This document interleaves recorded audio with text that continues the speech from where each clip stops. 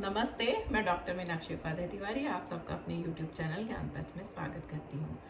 Friends, आज हम चर्चा करेंगे नीति शतकम के 5वें श्लोक की। क्या संस्कृत के श्लोक आज के समय में भी उतनी वैल्यू रखते हैं या प्रैक्टिकल हैं कि जितने पुराने समय में हुआ करते थे? बिल्कुल जी हाँ।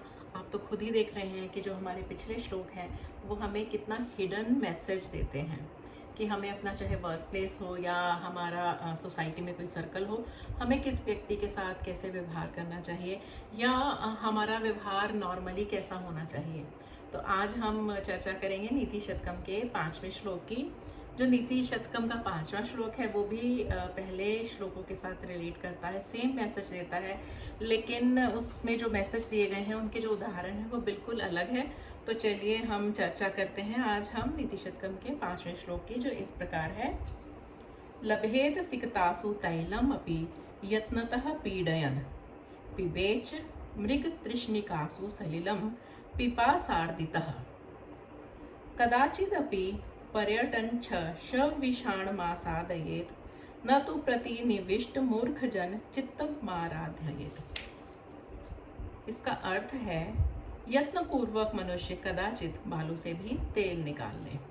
कहने का अर्थ है कि मनुष्य के अंदर इतनी ताकत है कि बालू यानी रेत, सैंड में से तेल भी निकाल सकता है, उसको बार बार उसको पीटने पर। क्या सैंड में से तेल निकालना आसान है? सैंड में से तेल निकलता है? बिल्कुल नहीं निकलता है। लेकिन अगर मनुष्य चाहे तो अपना इतना कठोर परिश्रम करे कि वो रेत में से भी तेल निकाल ले। पर्यटन करता हुआ मनुष्य शायद कभी खरगोश के सींग भी देख ले। क्या कभी खरगोश के सींग होते हैं? नहीं होते हैं। लेकिन मनुष्य घूमता घूमता फिरता फिरता शायद ऐसा भी पॉसिबल हो सकता है कि उसे खरगोश के सींग प्राप्त हो जाए। इन दो उदाहरणों को कहने का मतलब है कि इतना आप हार्ड वर्क करें कि आपको जो इम्पॉसिबल चीज है वो भी पॉसिबल होती हुई दिखाई दे। मृग मरीचिकाओं में चाहे प्यास से व्याकुल व्यक्ति जल भी प्राप्त कर ले। मृग मरीचिका कहते हैं मिरेज को, जो रेत में दूर से हमें दिखाई देता है कि वो जल धारा है, पानी का कोई सरोवर है, और पास जाने पर पता लगता है कि नहीं, यहाँ कुछ पानी नहीं है। कि आप मनुष्य में इतनी स्ट्रेंथ है कि वो रेत के रेगिस्तान में घूमता घूमता शायद पानी भी प्राप्त कर ले। लेकिन हठी मूर्ख के चित्त को कोई भी प्रसन्न नहीं कर सकता है। सेम मैसेज है, लेकिन श्री भर्तृहरि जी ने जो उदाहरण दिए हैं, एक के बाद एक हार्ड ऐसे उदाहरण दिए हैं कि जो इम्पॉसिबल है। इम्पॉसिबल भी शायद कभी पॉसिबल हो सके, लेकिन होता नहीं है।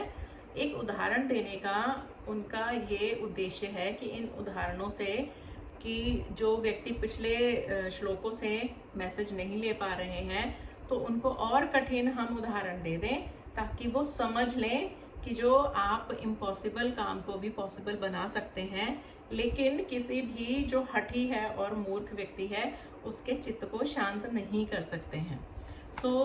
ये जो मैसेज है ये सेम है, और भर्तृहरि जी का उद्देश्य यही था कि पिछले जो श्लोकों में उदाहरण दिए गए थे वो इतने हार्ड नहीं थे, तो उन्होंने और कॉम्प्लिकेट कर दिया कि ऐसा होता नहीं है कि खरगोश के सिर पर सींग आ जाए या मृग मरीचिका यानी कि आपको रेत में जो दूर से सागर दिखाई देता है उससे पानी मिल जाए।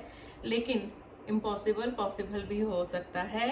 और लेकिन जो पॉसिबल क्या नहीं हो सकता है, किसी भी हठी मनुष्य और जो मूर्ख है उसके चित्त को किसी भी काम को करके दिखा दीजिए, चाहे आप उसकी प्रेज कर लीजिए, चाहे उसके मन मुताबिक कोई काम कर लीजिए, वो प्रसन्न नहीं होगा। तो आप अपना समय व्यर्थ में ऐसे व्यक्ति के साथ मत गवाएं। आप अपने लक्ष्य की तरफ अग्रसित होइए और अपने जीवन का जो ध्येय है उसको पूर्ण करने में लगिए। अपना टाइम ऐसे व्यक्तियों के लिए वेस्ट मत करिए। हम फिर मिलेंगे अगले वीडियो में अगले श्लोक के साथ। लेकिन हाँ, मेरा YouTube चैनल ज्ञान पथ लाइक करिए, सब्सक्राइब करिए, शेयर करिए, कमेंट जरूर लिखिए। हम फिर मिलेंगे। जय श्री कृष्ण, राधे राधे।